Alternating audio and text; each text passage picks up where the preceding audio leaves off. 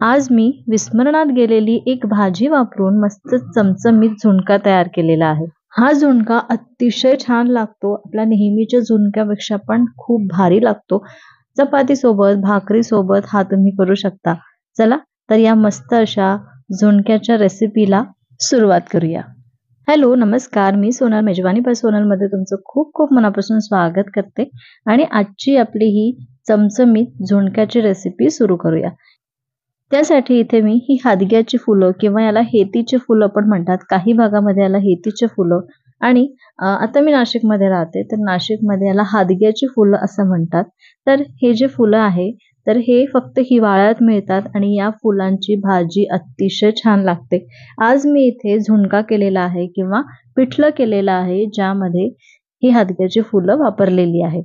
तर याला क्लीन कसं करायचं, तर सगळ्यात आधी हे जे याचं देठ आहे ते काढून घ्यायचं. ते काढलं ना, की सोबतच त्याचं जे आतमध्ये जी शीर असते, तर त्याला अँड्रोशियम, गायनोशियम असं म्हणतात इंग्लिशमध्ये. तर ते काढून घ्यायचं आहे, जसं फुलांना असतं. कारण त्याच्यामुळे ही जी भाजी आहे ती कडू लागू शकते. म्हणून हे बघा, या पद्धतीने देठ काढून घेतलं, की ते आतमधलं पण निघून जातं आणि फक्त ज्या पाकळ्या असतात ना, त्या राहतात आणि त्या पाकळ्या आपण यूज करायच्या आहेत. तर हे बघा, हे जे आहे हे पण इझिली निघतं आणि ह्या ज्या पाकळ्या आहेत त्या आपल्याला यूज करायच्या.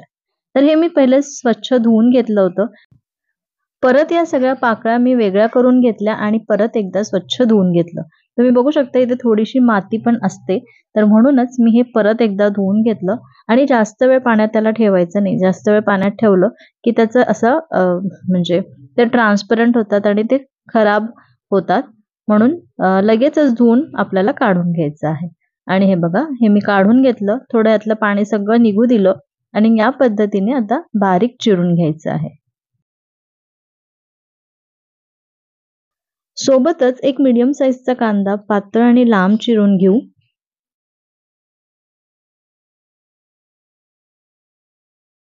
हे बघा, कांदा चिरून झालेला आहे आणि मी 3 मिरच्या पण चिरून घेतलेल्या आहे. आता इथे कढईमध्ये 3 टेबलस्पून तेल घेऊ.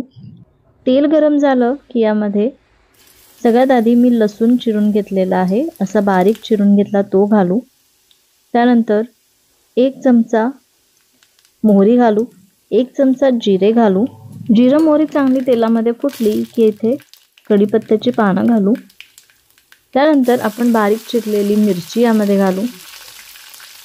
सोबतच कांदा घालू. 1 मिनिट परतवून घेऊ. हे बघा, कांदा मी थोडासा परतवून घेतला. आता यामध्ये जी आपण बारीक चिरलेली हादग्याची फुलं आहेत ती घालू. तर ही जी हादग्याची फुलं आहे ना, म्हणजे चिरून झाल्यानंतर मी 1 कप घातलेली आहे. तर हलकी असतात त्याच्यामुळे पाव किलोमध्ये भरपूर येतं आणि अर्धा पाव किंवा 125 ग्राम वगैरे मी ही घेतलेली होती. ज्यापैकी 1-2 थोडीशी खराब पण निघाली आणि बाकीची स्वच्छ करून मी इथे वापरलेली आहे. पण जर तुम्ही प्रमाण बघितलं वाटीचं वगैरे, तर तुम्ही 1 वाटी किंवा 1.5 वाटी इतकी आपल्याला ही फुलं लागणार आहे चिरून झाल्यानंतर. हे बघा, ही फुलं पण आपण 1 मिनिट परतवून घेतली. आता यामध्ये आपल्याला सुके मसाले घालून घ्यायचे आहे. तर मी इथे पाव चमचा हळद, 1 चिमूटभर हिंग घातली, 1 चमचा तिखट, 1 चमचा धणे-जिरे पूड घालू, चवीपुरतं मीठ यामध्ये घालू आणि हे छान मिक्स करू. हे सुके मसाले आपल्याला या तेलामध्ये अगदी 10 ते 20 सेकंद परतवून घ्यायचे. हे बघा, हे छान परतवून झालं. आता यामध्ये 1/4 कप बेसन घालायचंय आणि हे बेसन या मसाल्यांसोबत 2 ते 3 मिनिटं अगदी कमी गॅसवर भाजून घ्यायचंय. हे बघा, या बेसनाला आजूबाजूला छान तेल सुटत आहे, म्हणजे हे बेसन पण छान भाजून झालेलं आहे. मी 3 ते 4 मिनिटं हे बेसन या मसाल्यांसोबत भाजून घेतलं. आता यामध्ये अर्धा कप पाणी घालू. छान मिक्स करू आणि हे पिठलं छान शिजवून घेऊ. तर इथे 3 ते 4 मिनिटं अगदी कमी गॅसवर आपल्याला हे पिठलं छान शिजवून घ्यायचं आहे. जर हे पिठलं व्यवस्थित भाजलं गेलं नाही किंवा व्यवस्थित शिजलं नाही, तर बेसनाचा वेगळा वास येऊ शकतो किंवा त्याची चव लागू शकते. म्हणून जेव्हा आपण सुरुवातीला बेसन भाजलं तेव्हा ते पण 3 ते 4 मिनिटं किंवा 4 ते 5 मिनिटं व्यवस्थित भाजून घ्या आणि क्वांटिटीवरती पण डिपेंड आहे. तर मी इथे थोडंसंच बेसन घेतलं होतं, त्याच्यामुळे मी इतकाच वेळ भाजलेला आहे, 3 ते 4 मिनिटं. तुमची क्वांटिटी जास्त असेल तर तुम्हाला थोडासा वेळ जास्त लागू शकतो. त्यानंतर याच्यावरती आता हे छान पहिले मिक्स करून घेतलं आणि यावरती झाकण ठेवून आपल्याला लो गॅसवर 5 मिनिटं ही भाजी किंवा हे पिठलं किंवा हा झुणका मस्त शिजवून घ्यायचा आहे. आणि हो, पाण्याचं प्रमाण जे आहे ते तुम्ही कमी जास्त करू शकता. जर तुम्हाला थोडासा ड्राय झुणका आवडत असेल, तर तुम्ही थोडं पाणी कमी घातलं तरीही चालेल किंवा या पद्धतीचं थोडंसं असं ओलसर आवडत असेल, तर तुम्ही असं पाणी या पद्धतीने घालू शकता किंवा जर तुम्हाला वाटत असेल, की नंतर आपल्याला पाणी परत ॲड करायचं आहे थोडंसं, तर तुम्ही नंतर पण पाणी ॲड करून घेऊ शकता. तर हे बघा, मी या कन्सिस्टन्सीचं बेसन ठेवलेलं आहे किंवा हे पिठलं ठेवलेलं आहे, म्हणजे ते चपातीसोबत, भाकरीसोबत खाण्यास मजा येते.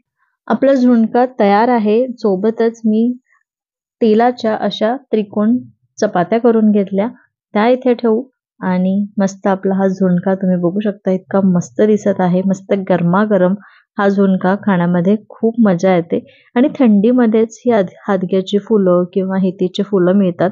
तर एकदा नक्की ट्राय करा. आजच्या दुपारच्या जेवणामध्ये मी हे हादग्याची फुलं वापरून मस्त झुणका तयार केला आणि तुम्ही बघू शकता किती सुंदर दिसतंय. अगदी चविष्ट झाला होता.